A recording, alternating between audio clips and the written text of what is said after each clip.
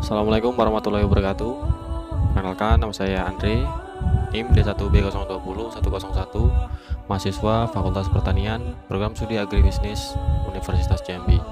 Pada kesempatan kali ini, saya akan menjabarkan pengertian bersuci, alat yang bisa dipakai untuk bersuci, kemudian macam-macam najis, rukun wudhu, sunnah wudhu, dan hal yang membatalkan wudhu. Serta nanti saya akan mempraktekkan tata cara wudhu yang baik dan benar.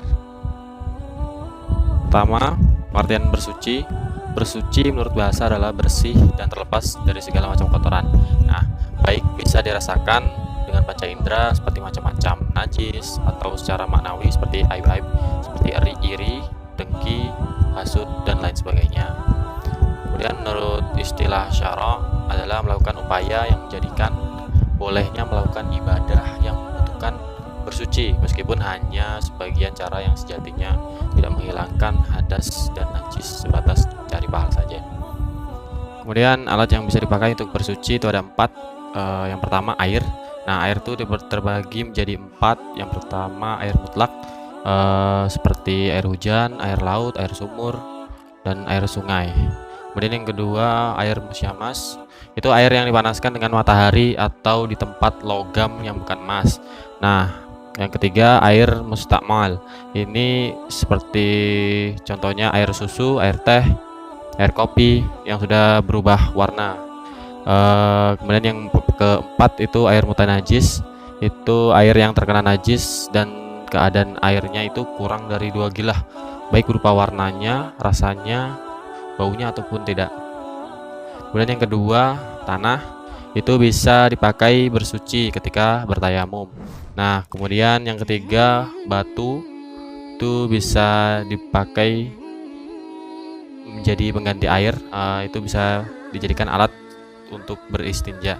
Kemudian yang keempat itu menyamak. Menyamak di sini pada binatang yang mati bukan disebabkan disembelih dengan syara atau agama, maka semua badannya najis termasuk kulitnya, tapi bisa disucikan dengan menyamak, membuang semua bulu, lamat-lamat, dan darah-darahnya itu dibersihkan, kemudian dijemur.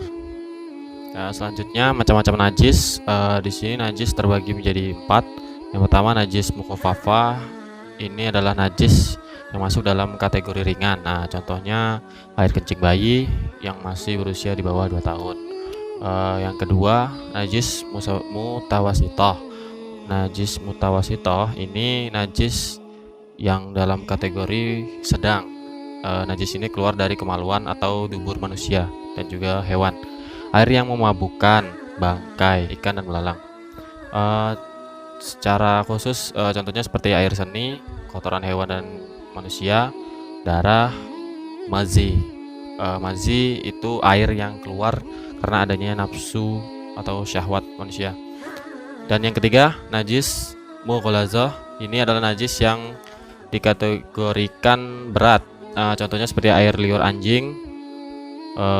Kemudian cara membersihkannya juga harus menggunakan dibasuh 7 kali ya, salah satunya menggunakan tanah. Yang keempat itu najis mafu.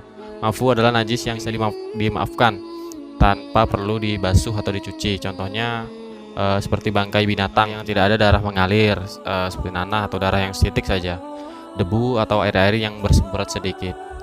Kemudian kita membahas rukun wudhu. Di sini rukun wudhu ada 6. Yang pertama niat, kemudian membasuh muka.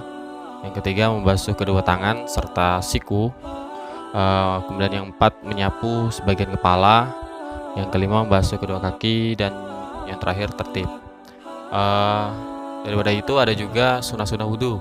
Nah, yang pertama membaca basmalah terlebih dahulu. Yang kedua bersiwak, kemudian membasuh kedua telapak tangan, berkumur, membersihkan hidung dengan air, kemudian menyela-nyela jenggot yang lebat dengan jari yang ada jenggot, kemudian mengusap seluruh kepala, membersihkan sela-sela jari, tangan, dan kaki, kemudian mengusap kedua telinga bagian dalam dan luar, kemudian melakukan basuhan atau usapan di setiap fardu dan sunnah wudhu sebanyak 3 kali.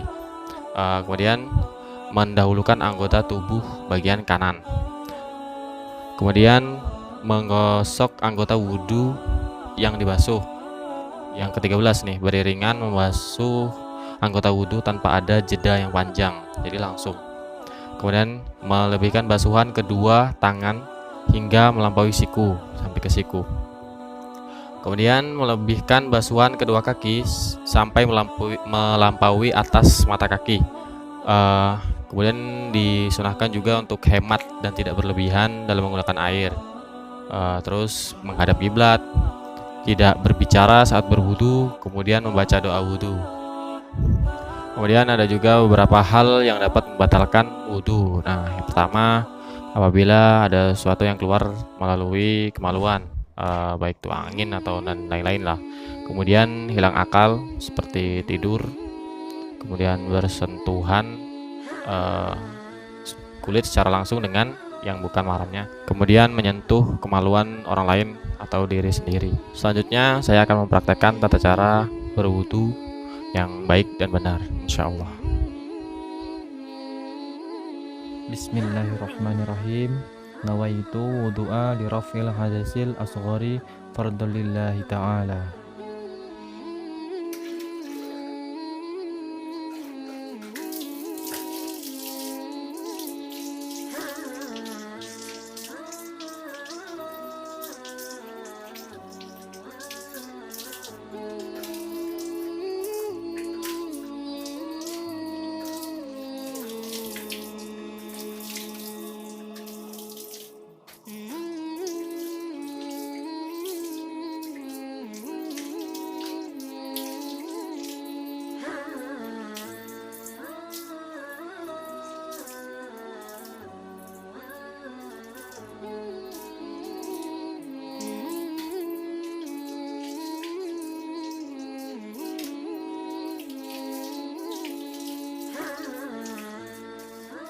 Bismillahirrahmanirrahim. Asyhadu an la ilaha illallah wahdahu la syarikalah wa asyhadu anna Muhammadan abduhu wa rasuluhu. Allahumma ij'alni minat tawwabin wa ij'alni minal mutatahhirin.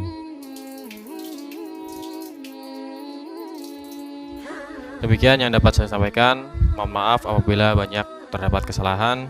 Saya akhiri, wallahu muwaffiq ila aqwamit thoriq. Wassalamualaikum warahmatullahi wabarakatuh.